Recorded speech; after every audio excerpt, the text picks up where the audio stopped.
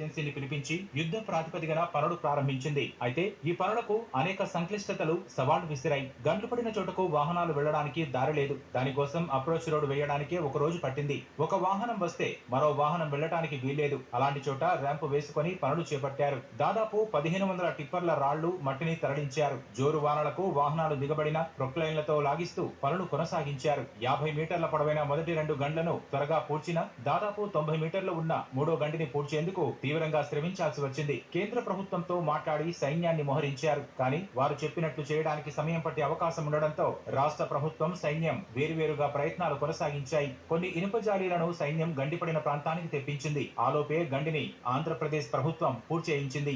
దీనికి మార్గం అనేది సవ్యంగా లేదు.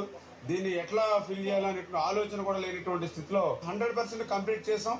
ఈ కంప్లీట్ చేయడం వల్ల రిజల్ట్ కూడా మీరు చూస్తూ ఉన్నారు.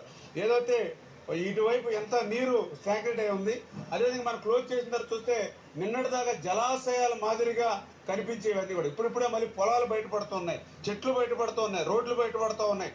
ఇది పని చేసేటువంటి ప్రభుత్వం కాబట్టే ఈరోజు మేమందరం కూడా క్షేత్రస్థాయిలో పనిచేసి ఈ యొక్క విజయవంతంగా ఏదైతే ఈ గండిని మనం పూడ్చగలిగాం. బుడమేరు గండ్ల పూడ్చివేత పనులను కమాండ్ కంట్రోల్ కేంద్రం నుంచి నిరంతరం పర్యవేక్షించిన లోకేష్ చివరి రోజు గట్టు వద్దకు వచ్చి యంత్రాంగాన్ని అభినందించారు. క్షణం తీరిక లేకుండా బుడమేరు గండ్లు పూడ్చి ముంపు ప్రాంతానికి అతిపెద్ద ఉపశమనం కల్పించారని ముఖ్యమంత్రి చంద్రబాబు ప్రశంసించారు.